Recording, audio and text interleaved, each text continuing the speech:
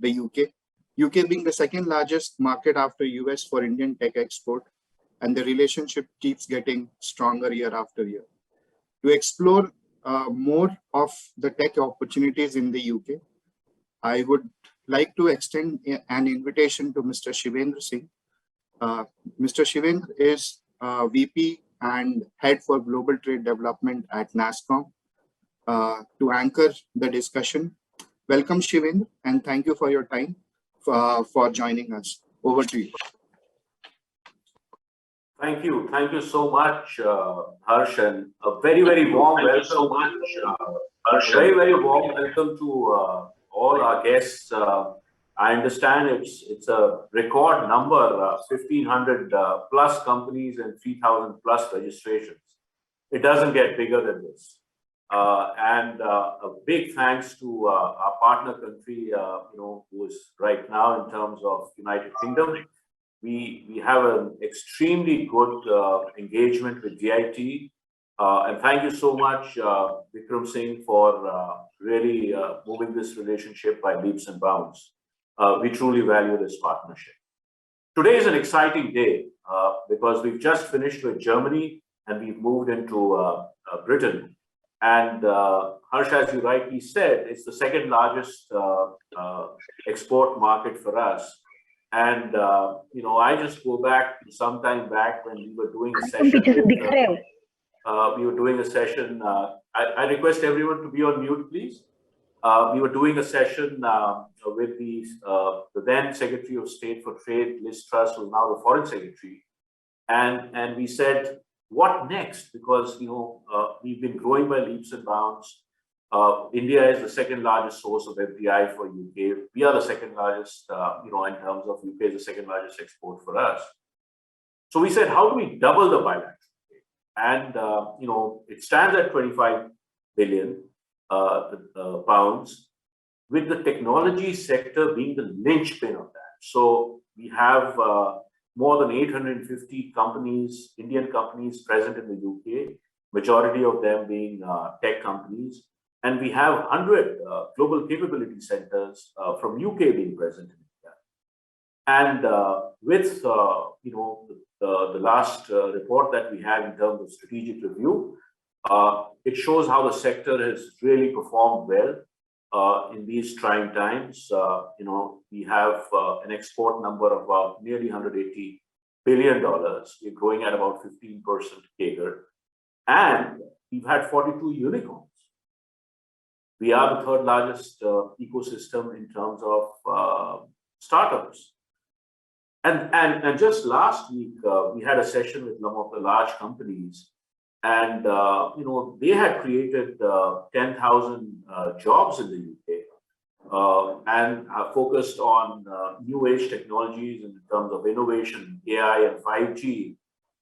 But today, I think one of the key things I want to pass on as a message is that SMEs are the backbone of the whole partnership.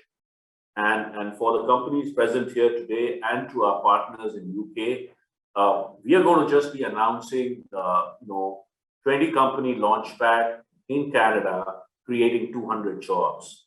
Now, this is the kind of impact that, we can look to create. And I'm sure with UK, we could look at doubling something like that. So there is huge potential. And for our member companies, today's session focuses on the nuts and bolts of understanding the business and investment opportunities in the UK.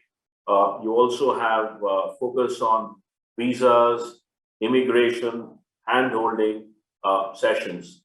So I would urge you all to make full use of this session because you have a bunch of experts who can provide you great detail. And we also have a Q&A session, which will be moderated by Vikram Singh. So without much ado, can I now request Vikram Singh, who is the Strategic Head of Investment Department for International Trade, British High Commission, and also a dear friend. Over to you, Vikram.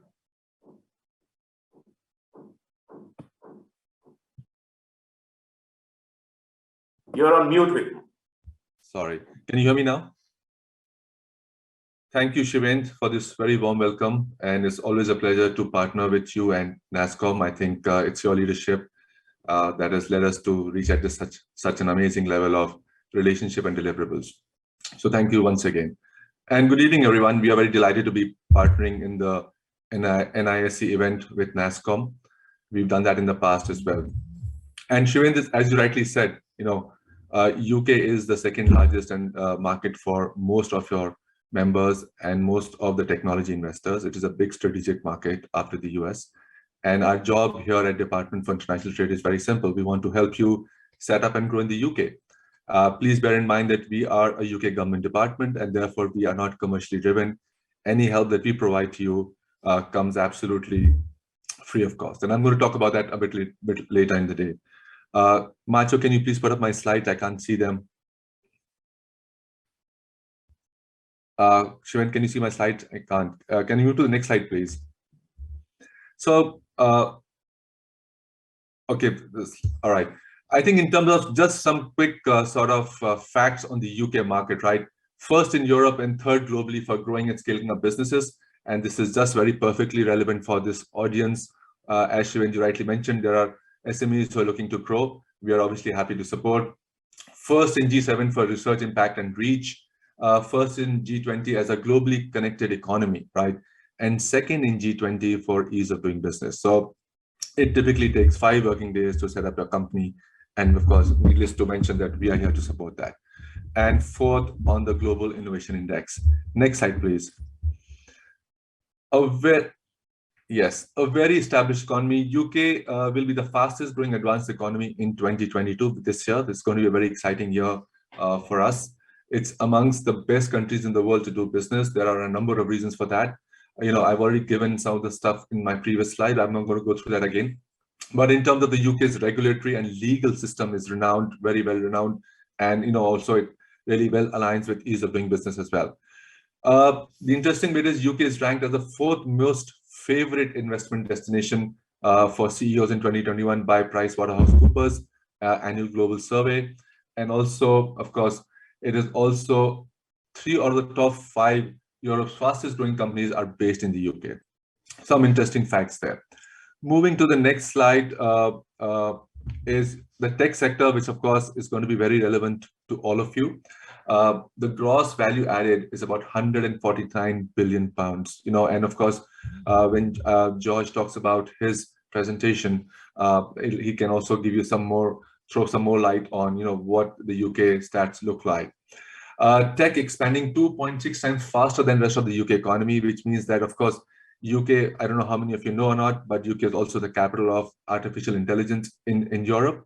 And of course, it also has a massive budget on research and innovation, and is also known for very, very good cutting edge technologies, especially the digital ones, as well as data analytics, machine learning, robotics, and so on. In 2020, UK companies raised 15 billion pounds plus of VC investment, which was more than Germany and France combined, which in itself is a great credential for the UK. And of course, UK consumers are early adopters, driven by use of cloud, data analytics, and artificial intelligence, I just mentioned earlier. And highest number of IPOs, initial public offerings, and more unicorns created than anywhere else in Europe. That's the point that even Shivan made earlier. In terms of, next slide, please. This is a very interesting slide. Yes, in terms of unicorns, UK is right on top, 80 unicorns in 2020, and the number continues to rise, which is very interesting. Of course, if we look at the other ones, Berlin, Paris, Amsterdam are just on the 2nd, 3rd, and 4th slots, but the numbers there's a massive gap between the first slot and the other. So, and of course, these numbers continue to gain momentum. And of course, this slide comes from Technician, so Josh can give us some more idea here. Next slide, please. In terms of talent, I think from India, I think it is very safe to say that I think the majority of the students, actually go to the UK now. There have been some very interesting changes in the visa regime, which allows actually students to study. After studying, they can actually spend 2 years working in the UK, and we've seen a massive rise in numbers. That's something I think Deepali and Amy will share in their slides. But just on the education bit, of course, UK has 90 world-class universities, and of course, and the top ones are, of course, Oxford, Cambridge, Imperial, London, and UCL. And they're all world-class universities on research. The quality of academic research is by far the best amongst the G7 countries. In terms of, we've spoken a lot about talent, we've spoken a lot about digital technologies. So I think these are one areas where, given these, talking about STEM skills, I think UK has by far a tremendous strength in this particular area. In terms of, if you look at global talent, in 2019, UK issued over 100,000 employment-related resident permit visas, which is second in Europe. And I think I don't want to spend too much time on visas because Deepali and Amy will probably cover that in their presentations. But I think the education system, both in terms of STEM skills, in terms of digital technologies, is a big strength, and we see a lot of Indian companies tapping into the talent. In fact, in the last few years, as Shivendra mentioned earlier, last year alone, I think the tech companies around about 6,500 new jobs as part of Prime Minister Johnson's visit to India. Next slide, please.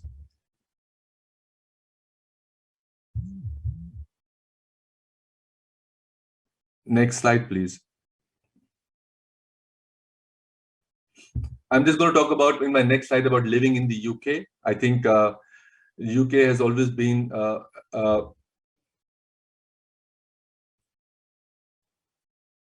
next one. This is not the one. The slide on living in the UK, please.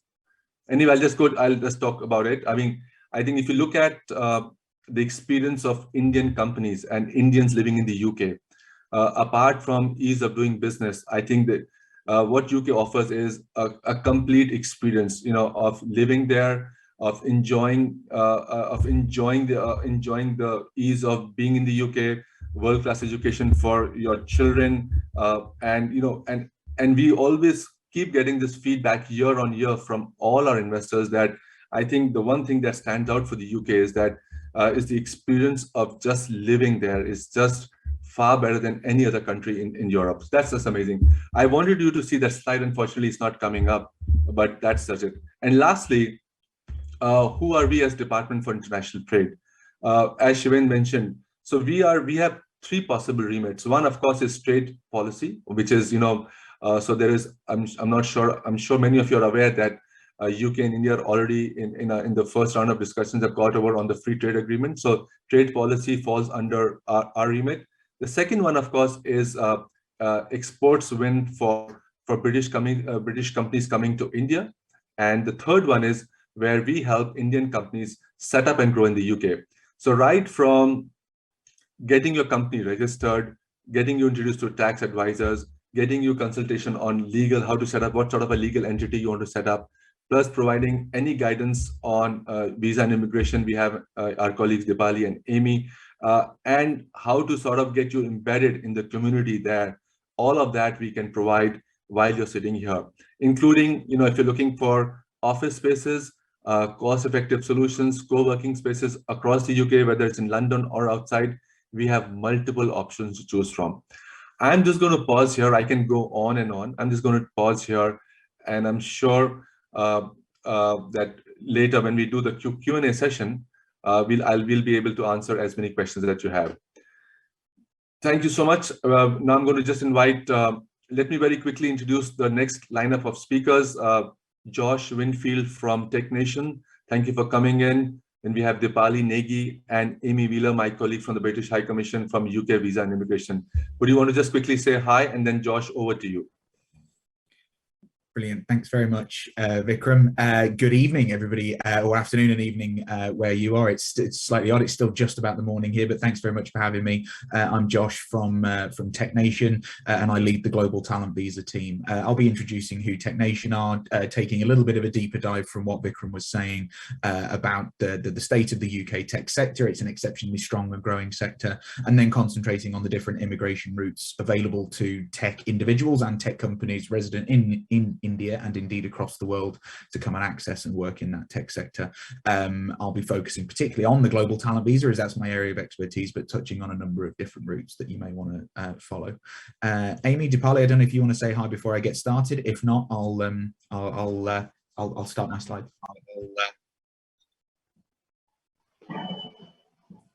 Yeah, okay, I'll get started. So I just want to introduce myself and Technation. So from a background perspective, I was an entrepreneur myself. I had my own business for about 6.5 years and successfully exit that, having gone through the VC investment process.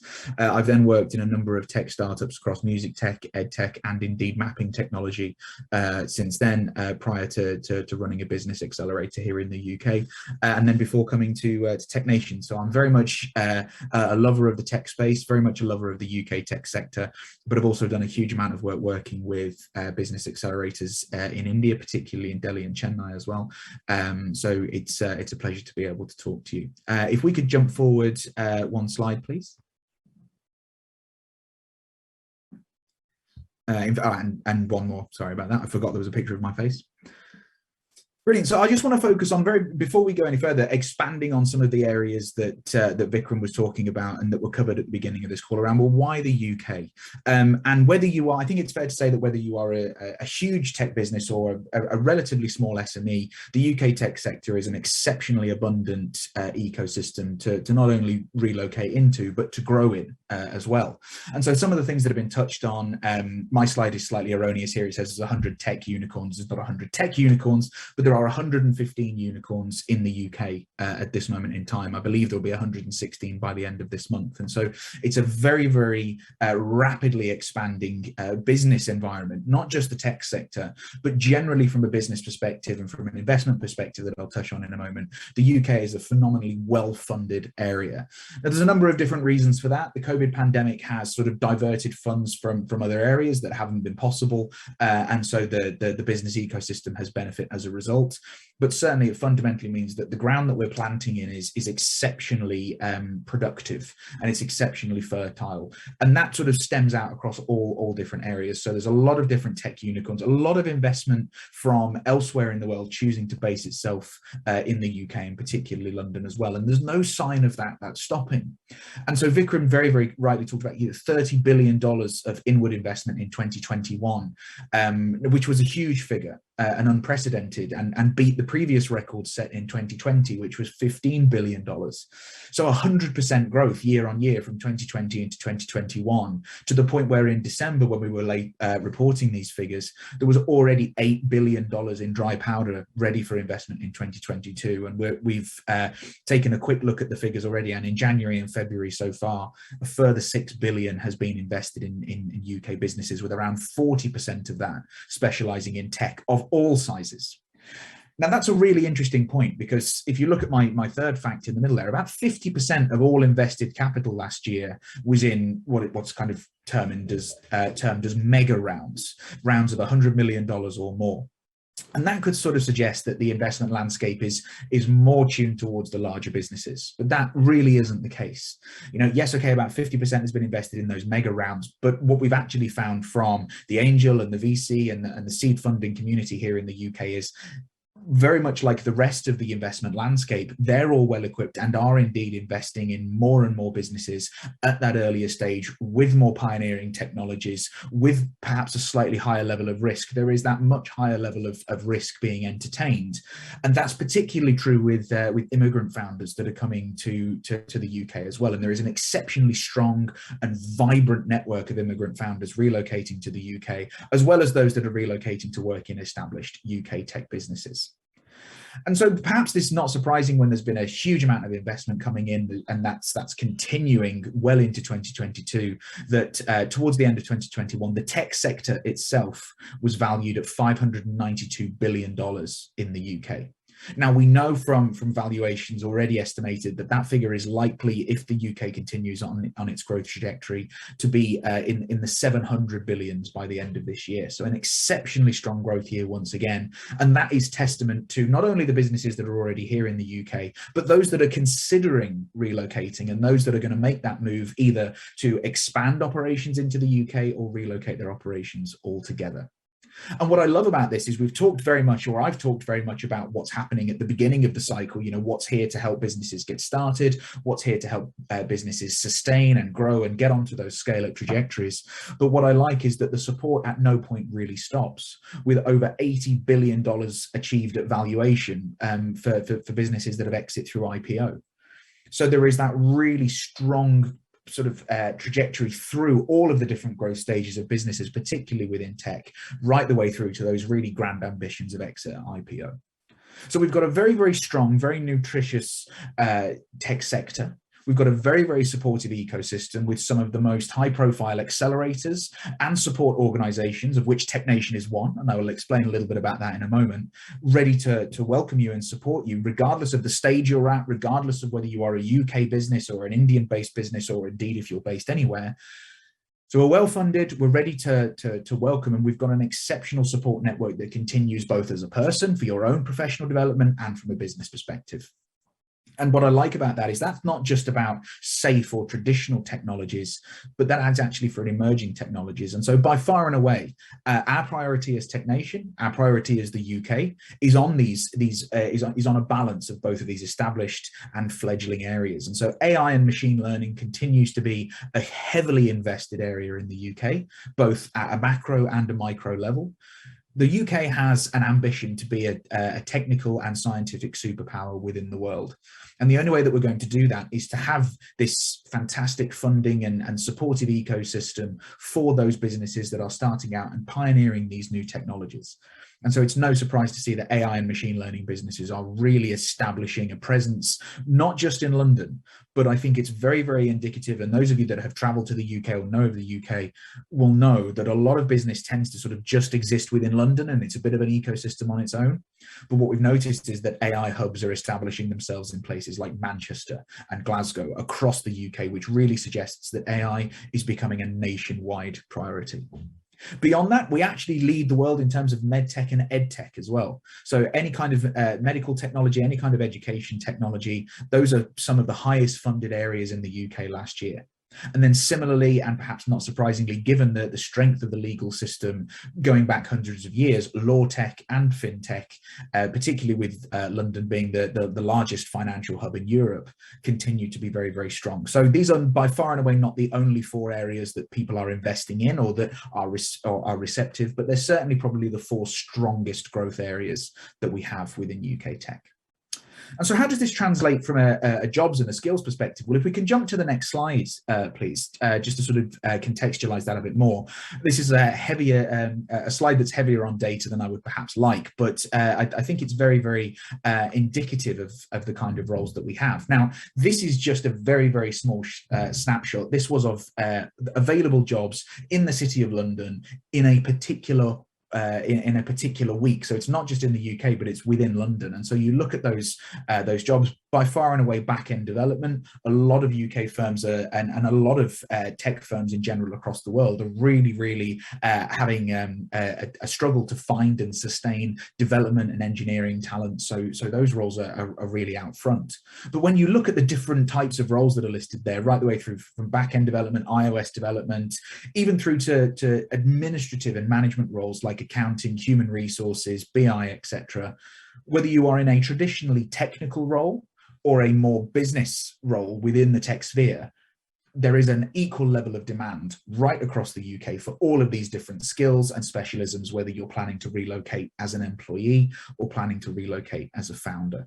And so over there on the right-hand side, you can see some of the most high-profile tech businesses in the UK at the moment, like the likes of Revolut, the likes of Farfetch and Second Nature.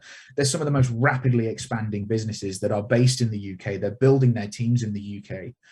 But there is a very, very sort of wide acknowledgement and a wide ambition that the UK, the record levels of investment that have been raised, they're all fantastic. But alongside those levels of investment come pretty strong growth expectations from VCs, from angel investors. And so there is a slight threat that's starting to come into the UK at the moment, that we're well funded, we've got a phenomenal investment reputation, we've got really strong appetite to grow and to invest and develop those pioneering businesses, those smaller businesses, as well as those larger ones. but we haven't actually got the homegrown organic talent to do that on our own. Don't get me wrong, the UK is a hotbed of tech talent, but there is an estimate that over the next 10 years, the UK needs a minimum of 350,000 highly skilled tech professionals to deliver on the growth ambitions of just the last 2 years.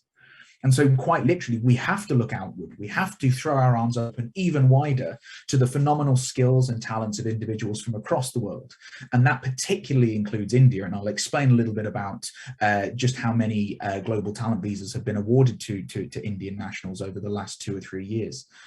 But we have to continue to look wider. And so these firms, these high profile firms, as well as these smaller organizations and smaller founders, are throwing their arms open to talent from across the world. And so before I expand on the visa, if I can just sort of tie in the role that TechNation plays in this, if we could jump to the next slide, please. TechNation, first and foremost, exists as a business support organization.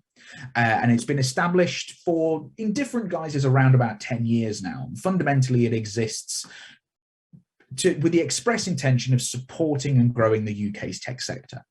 Now, it does that in various different ways, but at the time when it was first incepted back in sort of 2014, there was a generally widely accepted skepticism that the UK could be a global centre for any kind of digital entrepreneurship. But when you fast forward nearly 8 years on, the UK is one of those global centres for tech entrepreneurship. It is one of the capitals of venture capital investment, more than the rest of Europe combined, with 6 of the 10 major European tech hubs being contained within the UK, and with over 100 businesses valued at more than $1 billion. We have kind of facilitated and we have played an active role in that. And so our main part, we have 3 different areas of focus. Our main part of this is as a tech accelerator. Now, we have at this moment in time 9 active programs, as well as some other programs that will be coming online in the near future, to support tech businesses of any stage. And that's right the way through from the larger businesses at the higher end of the scale, which we call our Future 50 program. And we do have tech unicorns on those programs, the likes of Starling Bank, What 3 Words, and some others. And then right the way through across the whole life cycle of businesses to businesses that are approaching their first 7-figure turnover, to businesses that are right at the beginning of their journey, trying to validate an idea or a concept. We have programs that are designed and that have different characteristics to really center in on the challenges that businesses at each stage are facing, and through an element of coaching, through an element of networking and facilitated introductions, and through skills development of both founders and teams, support these businesses to grow not just rapidly but sustainably as well, so that this growth can continue and continue. And with each different growth stage, you are able to pass through sustainably. So you don't grow too quickly, you don't put the business at risk. That is the purpose of TechNation's accelerator programs. Now, we have in recent years launched specific programs for fintech and for AI, because those are very, very important areas for the UK. But across the board, if you are a tech founder and you're interested in the support that TechNation can offer, there is bound to be a program for you.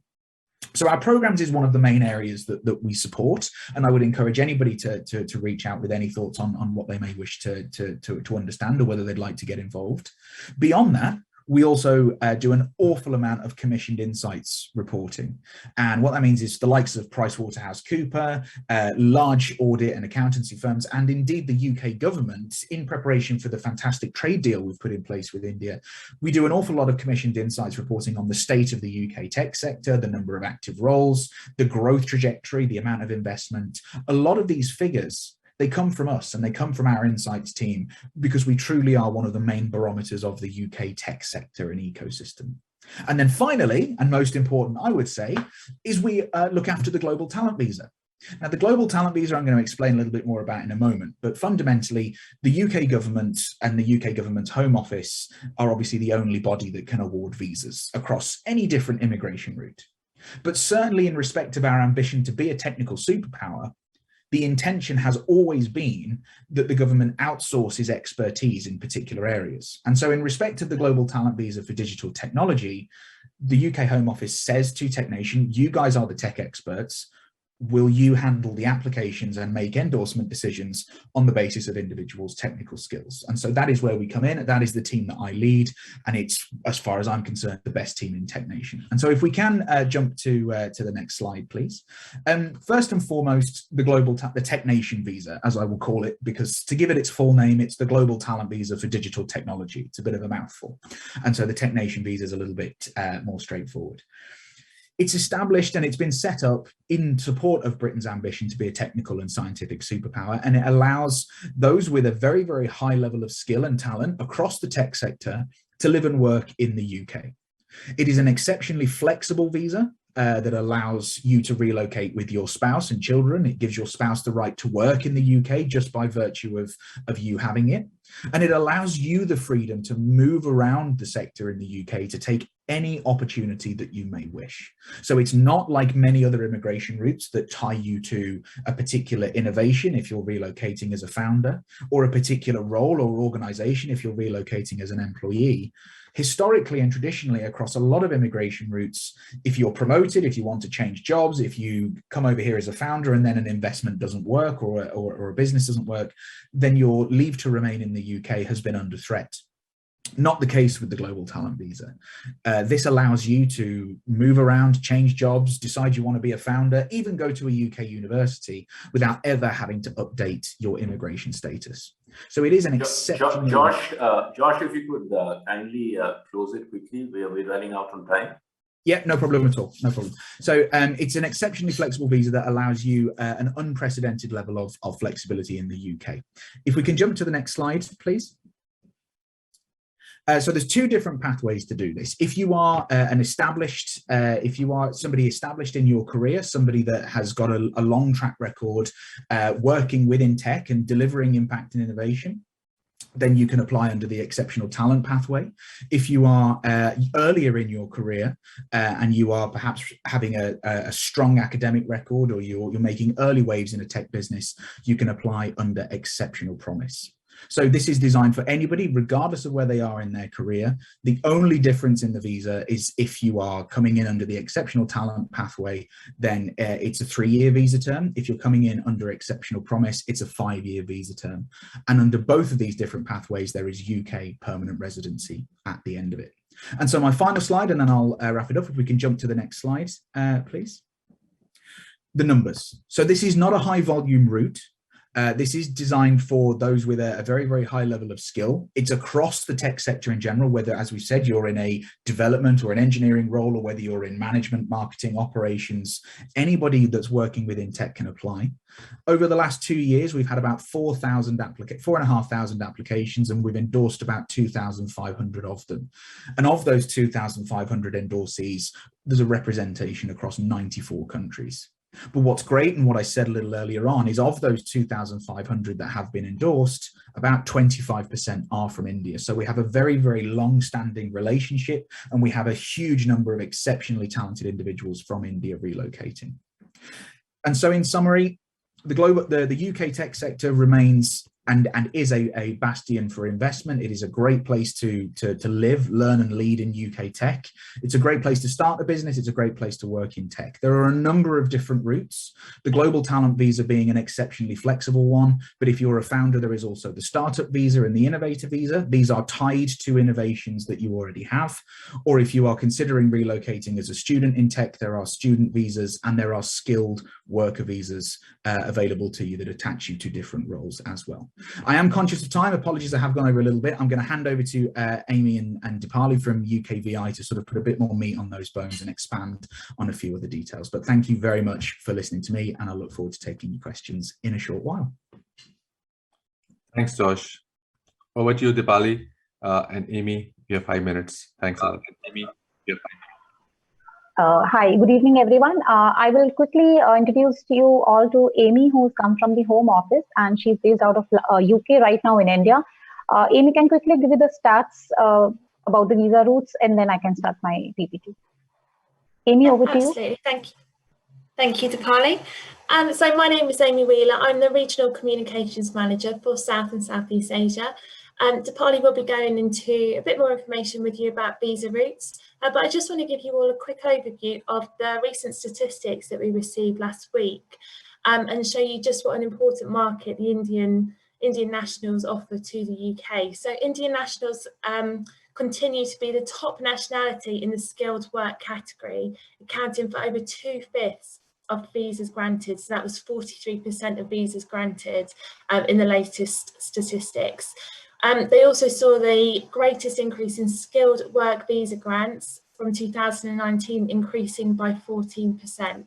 So last year alone, 64,839 skilled worker visas were issued to Indian nationals, compared to 31,238 in the previous year.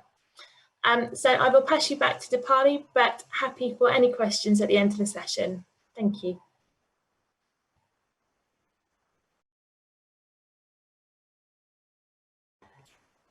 Deepali, you're on mute. Unmute, please. Yeah, can I have the slides, please? So I'll quickly brief you all on the various visa routes available to you all while you plan to go to the UK for business. Next slide, please. This gives you a snapshot about what kind of visa routes are available: long-term, short-term, and investors. So long-term skilled work visa, which was opened last year. Health and care work visa is again a new visa route opened last year. Intra-company transfers, which any company in India use largely to send their staff to the UK. Similarly, if you are into a business, then you can go on to innovator visa route, startup, or global talent. There's a short-term visa route which is generally not applicable to the businesses, and I've never seen businesses using it. This one, but these are available. If you all have heard about the investor visa route, which was closed very recently, that is no more available to anyone now. So there's no point. But anyone who was ready to invest around £2 million was welcome on a investor tier 1 route, which is not valid anymore, as that route is closed very, very recently. Can I have the next slide, please?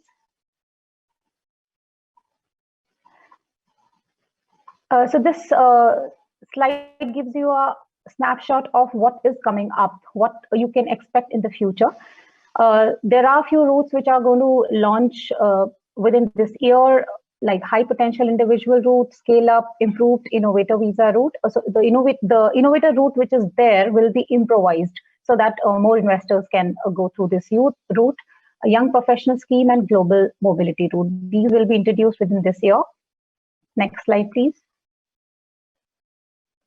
These slides are a little hazy. I'm not sure if you all are able to see, but they are a little hazy to me. But I can speak on because I know what they contain. So business visit, anybody wanting to go to the UK for any work which is unpaid will use this route. You can go to have meetings, you can go to sign your deals, you can go to repair your machineries, you can go to have meetings, site visits, sign your deals. However, this route doesn't permit the paid services. So you cannot do any work where you get paid. You can participate in the exhibitions, events, but none of the paid work is allowed in this visa. The next slide, please. So this slide quickly gives you what as a business visitor, what documents you have to use, because we generally see that people gives around 15 to 20 documents which are useless, which are not required for assessment. So generally, you just have to prove that you are a genuine business going for a genuine business meeting, and you will return back to the UK. So these are the very essential documents I am talking here about, where you can submit the bank statements, ITR returns, evidences that you are employed or self-employed or you own your own business. If you have any old passports and valid visas in there, then you should give details about that, and official invitations or letter in support. If you are suppose going for an exhibition, you can attach a letter which you've received. Next slide, please. Here is a little comparison on what's the difference between the startup visa and the innovator visa. So If you can see, the visa fees for the startup is little lesser, £363, whereas innovator visa costs you a little higher, £1,021. In both the visas, you have to pay the immigration health surcharge, which allows you to take treatments in the UK. Funds for the startup visa, you need at least £1,270 in your bank account for 28 consecutive days. It is same for the innovator visa as well. For the investment fund, there's no minimum requirement in the startup visa, whereas in innovator visa, you will have to at least invest £50,000 in the UK. Duration of visa for startup, it is 2 years and it cannot be extended, but it can be switched to innovator category. Whereas innovator visa allows you to take the first visa, which is given is for 3 years. It is you can extend it for three years, n number of times. There's no limit to it. And you can also apply for settlement after that. Whereas in startup visa, it doesn't lead to settlement directly. You can work in your own business as well as in another job when you go on a startup visa, which is not allowed in the innovator visa. Eligibility is same for both of the visa routes. English language requirement is there, and you have to go through an endorsing body. It's a two-step process. You have to first apply for the endorsement through various endorsing bodies, which are online. You can see the details.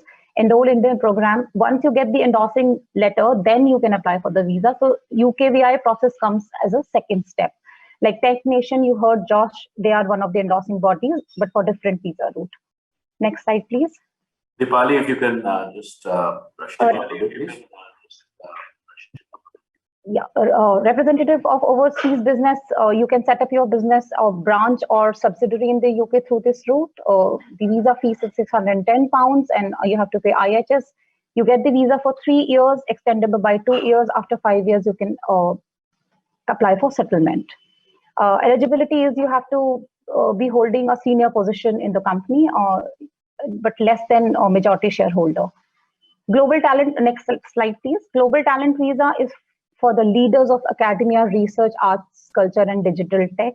So I will not go into details in it, but if you think that you fit into this, you can contact us.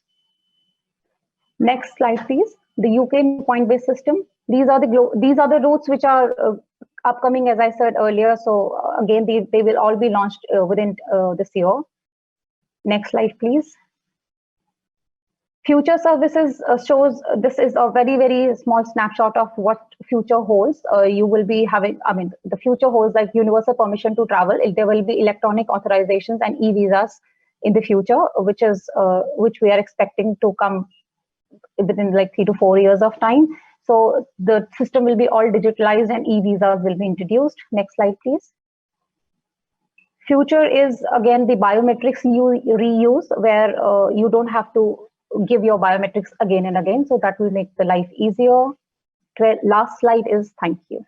I would be happy to take the questions later on. Thank you, Deepali. That's a very helpful and a good session. And thanks, Josh. Very helpful. I didn't realize you had unicorns had moved from 80 to 100 last year. Very good. And great stuff on global talent visa. And Deepali, similarly, your slides are very informative on different kinds of visas. Okay, we have about, just conscious of time, we have about 10 minutes to ask questions, to do a quick Q&A session. So if you have any questions, please put them in the chat box and I'll ask people to, the panelists, to answer your questions.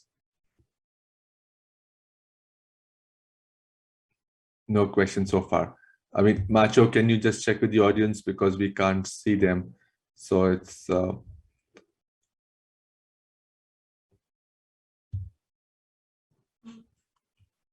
Maybe we can request people to put the questions on the chat window, which we can all see. If anybody has questions, kindly put them on the chat window, please.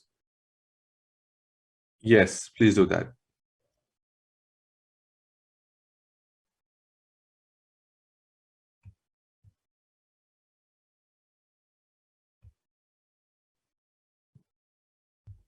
So I have a question for Josh while we are looking for the audience to ask questions, especially on the endorsement process. I think, so if I'm a, let's say I'm a startup and I have a very interesting new technology on, let's say, data analytics or artificial intelligence, then how do I meet the eligibility criteria? Or what is, let me just put it the other way around. What is it that you look for before you endorse me, or endorse my position or my eligibility for the global talent visa? And that's the question that many people would actually have, who would sort of apply for global talent visa. No, absolutely. It's a great question. It's one we get a lot. So first and foremost, when it comes to the global talent visa, unlike a lot of other immigration routes, it is 100% assessed by your application, and your application is looked at by human beings. So there is no interview process. There is a personal statement that almost replaces the interview. And a big part of the global talent visa is, and one of the things that I didn't have time to mention is you don't have to have a job offer. You don't have to, know exactly what you're going to do in the UK. The global talent visa is granted to people whose skills are so valuable that it's worthwhile them being in the UK over and above anything else. And so in terms of evidencing, and I'm aware this answer is both helpful and unhelpful at the same time, there is no right or wrong way to evidence your skill. What's important is if you're pioneering a new technology, it's around evidencing your previous track record that's led you to that point, and your previous achievements, either contributing to innovation or generating impact in your previous discipline. It will then be around citing, this is what I'm planning to do, this is what I'm doing already, and these are the growth projections. And then a big part of the global talent visas application process is having 3 letters of recommendation. And as a suggestion within this, if you're in a pioneering technology, or if you're pushing the boundaries of data analytics in any way, at least one of those letters of recommendation should be from a reputable individual in India, in the UK, wherever, that states, that acknowledges your work and acknowledges that actually it's going to be significantly impactful in the future. So, in summary, the global talent visa is as much about proving what you want to do and why you want to do that in the UK as it is about what you've done previously. In terms of how you do that, there is no right or wrong way, but there is a visa guide available on the Tech Nation website that lists a huge amount of different types of evidence that you could provide. And I recommend anybody that considers applying for the global talent visa to read that guide at least twice, because it's a chunky document, and there are things that you'll miss first time that you'll pick up on second reading. All right, yeah, that's very helpful and very interesting as a concept. Thanks, Josh. Let's see if you have any questions. All right, perhaps I get to ask the other one as well, from Deepali and Amy now on visa and immigration. So are we seeing what has been the response? I know the number of students each year are actually going up now because they're allowed to study post, they're allowed to work. I keep saying study, they're allowed to work post studying. So and they can work for 2 years, that is after graduation and after their post graduation, right? Sorry, I think there is one more question come up, but anyway, why don't you answer this question first? My question was, are we seeing steady rise in numbers? That's one. And 2, with now COVID almost sort of behind us temporarily, the traffic is actually, in terms of the visas applications that are coming into you, is that number increasing, or what's happening on your front there?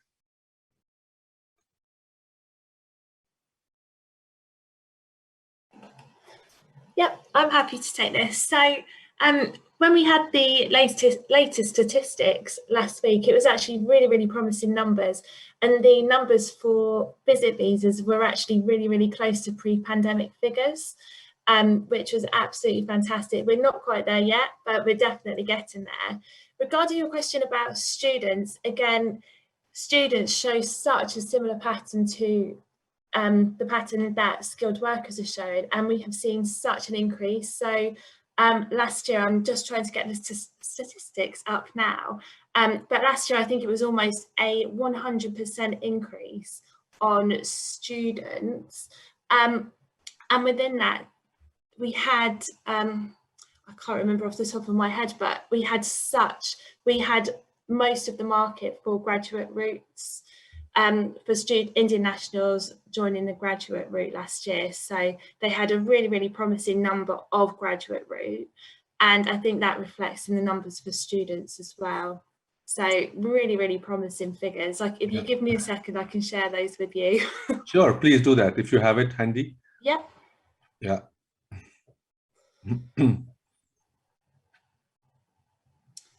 Okay, so last year, so January to December, there were 98,747 visas granted to Indian nationals in 2021, which was an increase of 90% compared to the previous year. Indian nationals remain the nationality with the second highest number of sponsored study visa grants, and that's just behind China. And that wasn't just India, so the whole of South and Southeast Asia region were really, really similar. Obviously not the kind of figures that India shows, but showing really great increases across the region. Those numbers are excellent, Amy. I'm sure they're going to grow up even further. But yeah, all right, we have thanks for that. I have a quick question. I think maybe Josh, you want to take this up. I'm startup founder of digital marketing company. How can I set up my company in the UK? I mean, that is something that we can answer as DIT, but if you want to take that up, how can I set up my company in the UK, and how can I get a Tech Nation visa for new startup? So the Tech Nation visa, it's not attached to a startup, it's not attached to a venture, it's attached to you and your skills.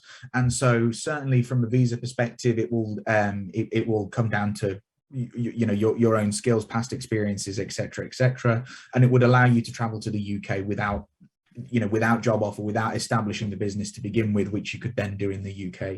In terms of establishing your own startup in the UK, it will depend on whether you are working alone or whether you are working as an established company, as to whether you set up either as what we deem it as a sole trader here in the UK, or as a limited company that sort of protects you against certain levels of fees and so on. I'll let the guys from DIT to sort of expand more information on that, but to be completely clear, as far as the global talent visa is concerned, it's attached to you rather than your business. So you have the flexibility to relocate to the UK first and then establish if you want to. Although I would absolutely include the caveat within that you need to make sure that with however your business operates at the moment, you are likely to or able to establish yourself in the right way here in the UK. Amy, Deepali, I don't know if you want to add anything to that. I think they're okay with your answer. So I think thanks. And how can I set up my company in the UK? I can probably take that one. It's very simple. We have an impaneled list of tax advisors.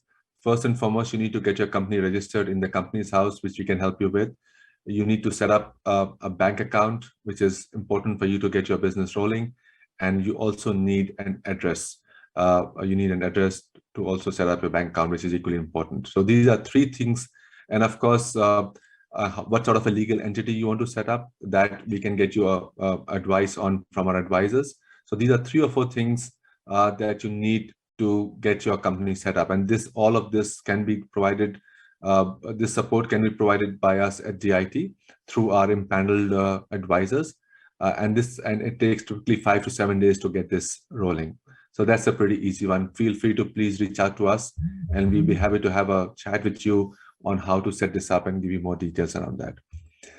Next question. Financially, it is not feasible to set up local sales office in UK for SME companies. Is there any incubation kind of center or any support center in UK facilitated by government from where Indian SMEs can start the local operations? So I have few thoughts, but Josh, let me also pick your brain if you have anything. But at DIT, we can obviously, we have suggestions that we make. Certainly from a government perspective, I would defer to you, Vikram, in terms of what's available. Typically, thanks, Josh. So I think on that one, the simple answer from our side is, of course, we understand that for SMEs, making any kind of big investment is obviously a big challenge, and anyone who first lands into foreign countries, including the UK, are very cost conscious. So there are quite a few options, as I said in my opening address, where you can actually get a space as cheap as 100 to 150 pounds per month in co-working locations. And if you plan, so London, there are options available in London. And should you decide to go outside London, the options become almost 30 to 35% even more economical for you to choose from. The good thing about these co-working spaces is there is a tremendous and significant opportunity for you to network and get to understand the ecosystem. And many people that we've done business with or we've helped set up, they also typically try and get potential customers from those areas. So again, we have a list of the options that are available for you to choose from. Again, please feel free to reach out either to Lisa or me, and we can provide you all those details around, what those options are. Any more questions? We are just running out of time. I'm just trying to see if Shrikant, are you there? Yep. Okay, good. So I think let's give it another 5 seconds. If there are no more questions, then I'm going to hand it over to you to sort of close it. Sure. Okay, looks like none. Great then. I think thank you everyone. I think as we wrap up this discussion at NISC 2022 on the tech opportunities in the UK, I think it was very, very interesting to know the various opportunities that SMEs, tech SMEs can leverage in the UK, and of course catapult their growth path. It's also very good to know about the process ease, whether it is visa, whether it's setting up of an office, whether it's setting up of a bank account, or even hiring people. I think all of which seem very seamless from whatever all of you told us.